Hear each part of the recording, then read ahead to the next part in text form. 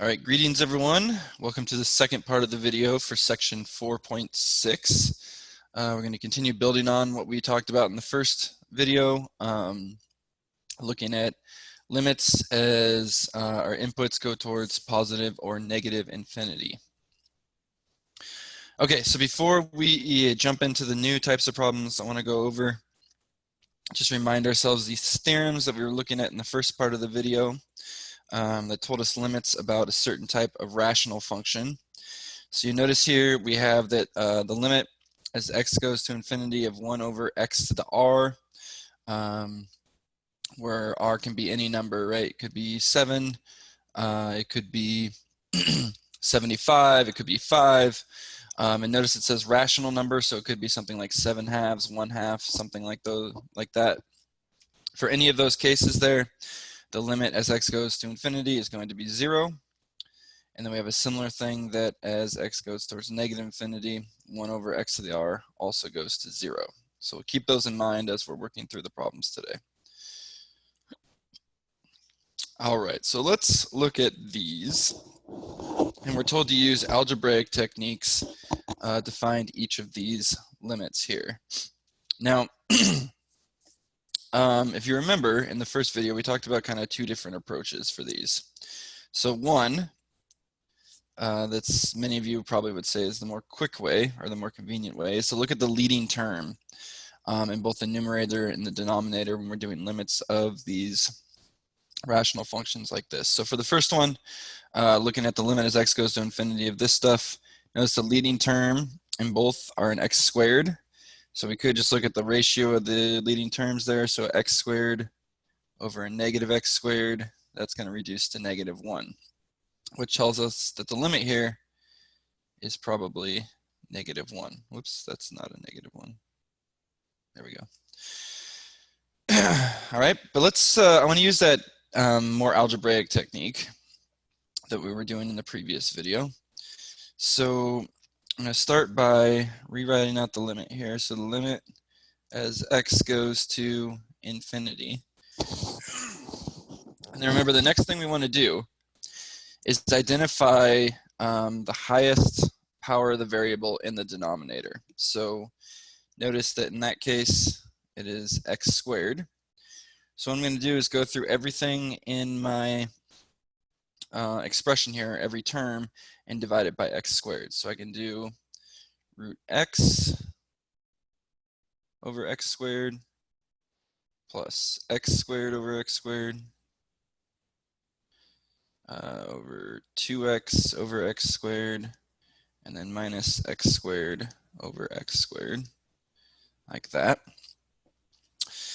And then what we can do from there is go through and reduce everything as much as possible. So I have now the limit as x goes to infinity. So I'm going to look first at the x squared over x squared. We'll see that that will become plus 1, and I'll come back to the root x over x squared. In the denominator, we have the 2x over the x squared. That'll reduce to 2 over x. And then minus the x squared over x squared just becomes 1. And the question is, how do we deal with this root x over x squared? Well, if you recall, root x, another way to write that is x to the 1/2 power, right? So another way to write this expression then would be x to the 1/2 over x squared. And in this case, we can subtract the exponents. So we do 1/2 minus 2, which would be negative 1/2 or negative 3/2. So we have x to the negative 3/2, or we can write that as 1 over x to the 3/2. Okay. You could also think about it. You can cancel out a half from up here and take a half away from 2 down here, and it ends up as 3/2. Okay. And so now we take the limits of each term individually. So we have the limit of 1 over x to the 3/2. Well, this falls into that category of what I was just talking about, where it's 1 over x to a power where the power is rational because it's a ratio. And so we know that that goes towards 0.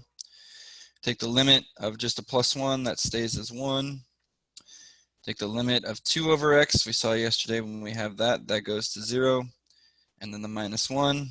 And we can reduce everything here, and we end up with just -1 as our limit there.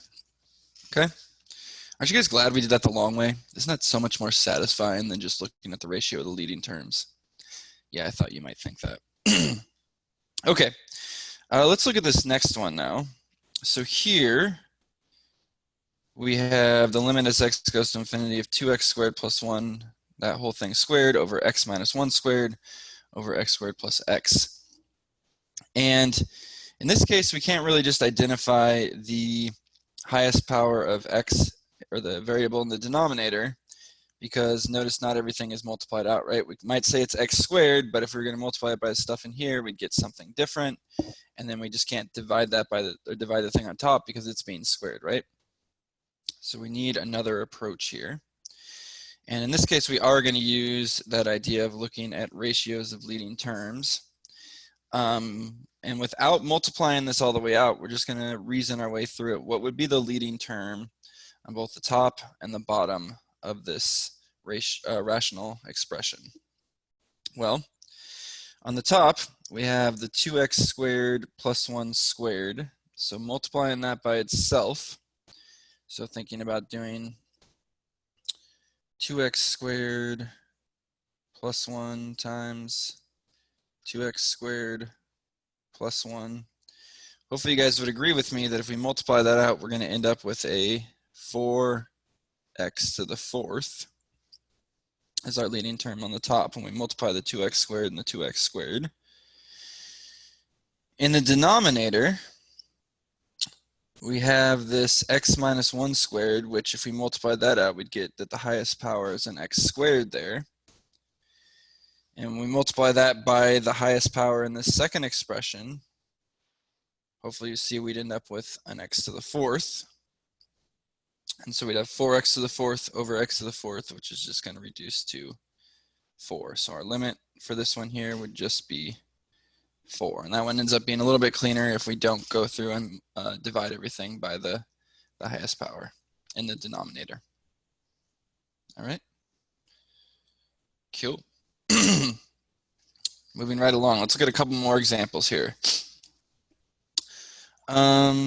Okay, so on the left there we have the limit as x goes to infinity of 4x squared minus 7x plus 8 over 4x plus 2. Here, let's use that technique of identifying the lowest or the highest power of the variable in the denominator. And here it looks like it's that x there. So we can rewrite out our limit as the limit as x goes to infinity of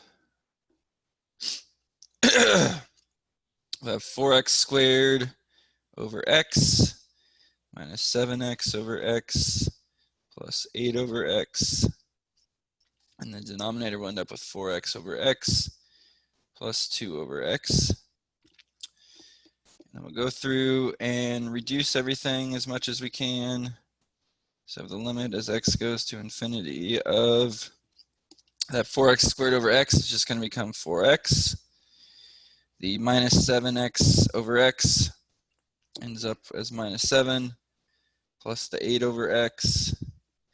And then we have 4x over x becomes 4 plus the 2 over x. Okay. And now we're going to go through and find the limit of each of these individually. So first of all, if we do the limit as x goes to infinity of just 4x, what does that come out to be? But you guys are right, that's going to grow forever and ever and ever, right? As I continue to plug in higher values of x there, the outputs are going to continue to grow without bounds. So that one actually gives us infinity. Taking the limit of the minus 7 just gives us minus 7. And then the 8 over x is just going to give us a 0.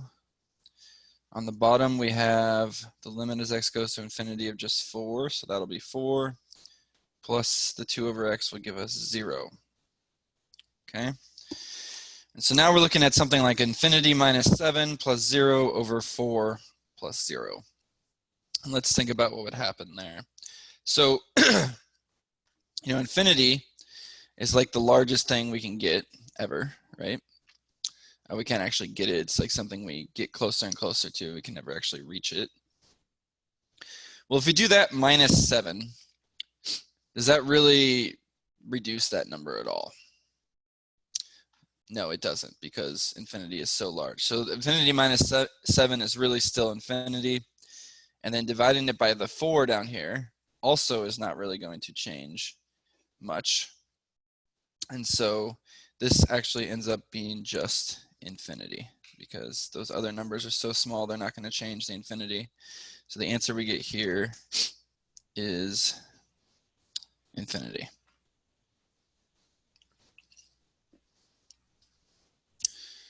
All right, let's look at the next one. We have the limit as x goes to infinity of the square root of 3 plus 9x squared all over 10 plus 2x. Now, in this one, because there's the root, you may be tempted to try to do the ratio of the leading terms, thinking, oh, that's going to be so much easier. I don't want to do this crazy method that Cody keeps showing us. However, you probably see an issue there, right? What is part of the issue? Yeah, that 9x squared is underneath a root. So we can't just take the ratio of those two things, and/or we can't do like the square root of 9x squared over 2x. Okay, that's not going to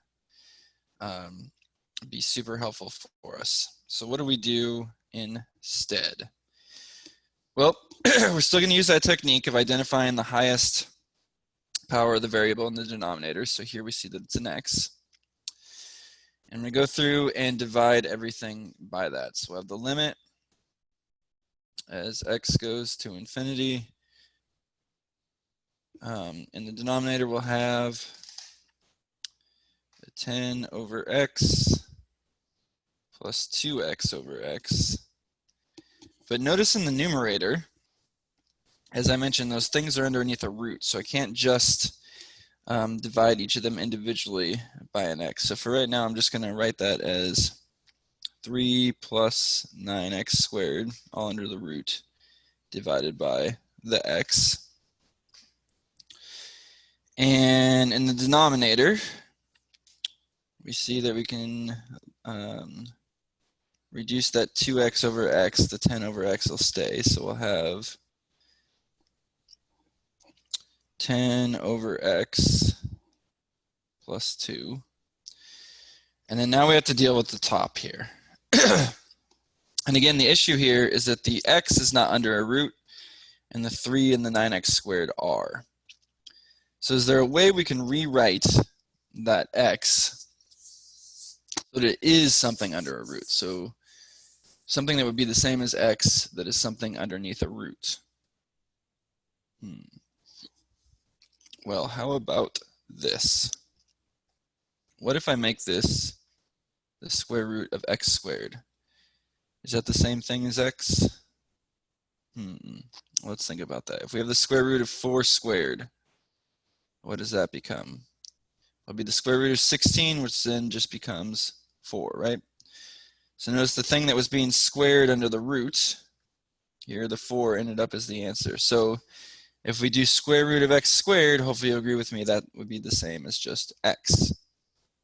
And notice what that does now is everything there in the numerator is now under a root. And so because of that, we can write it as one big root. So we can do 3 plus 9x squared over x squared. And then we have a fraction like that.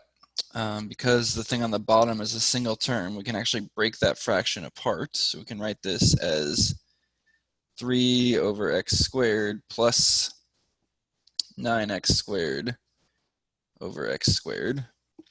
Okay. And if you're not sure about that, just think about if I have something like 3 halves plus 5 halves. Well, that's the same as 5 plus 3 over 2.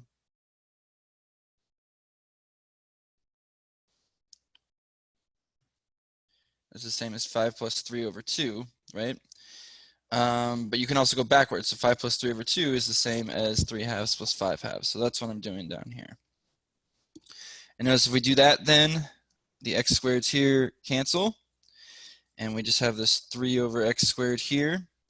And even though that stuff on the top there is underneath the root, if you look back at our limit laws, you're allowed to, you have the limit of stuff in a root, you can just do the limit of the stuff underneath the root separately.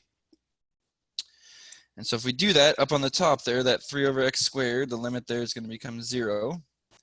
Plus, we cancel out the x squared, so we just do the limit of 9, which is just 9, divided by the limit of 10 over x, will just be 0, plus the limit with the 2, just be 2. And so we end up with square root of 9 over 2, which becomes 3 over 2. Okay, and that would be our answer. Isn't that fun? Yeah, totally fun. All right, one more thing from this section is, what is the graphical meaning of these limits at infinity? So, you know, when we first started talking about limits, we kind of looked at graphs with holes or discontinuities and how limits related to those coming from the left and the right.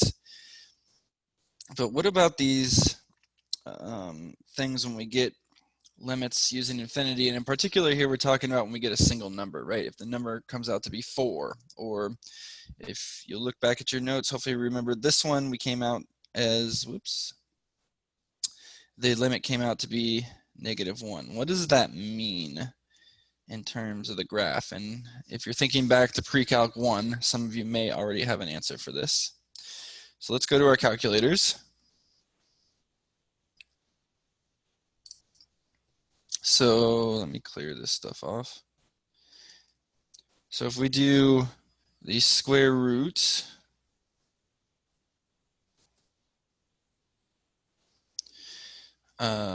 if we put in our function here, so it was the square root of x plus, I'll have to take a gander back, x squared. And if you're doing this along at home, make sure you're using parentheses here, put that whole thing together on the top in parentheses, divided by 2x minus x squared. And if we graph this now, and that graph is not super helpful, let me add some stuff to it. It should, oh wait, no, actually, sorry, I take that back. This is correct. Okay, so what is this -1? We said the limit as we go towards infinity here gives us -1. Do you guys see from the graph, what is that -1 representing? Remember, it's an output, right? So it's something along here, along the vertical axis. And what is it? Yeah, so it is a horizontal asymptote, right? You can see as the graph shoots off to the right, going towards positive infinity here, you can see that it seems to be getting closer and closer to that red line that I drew there. So we see again that that -1 is a horizontal asymptote here. So if I go back to my slides, that's the last thing we have here, which is that the line y equals L is called a horizontal asymptote of the curve y equals f of x. If either the limit as we go towards positive infinity or the limit as we go towards negative infinity equals that value L. And sometimes you'll have both. Sometimes you'll only have one. Sometimes they might be different things in each direction. But in most cases, they will be, they give you the horizontal asymptote.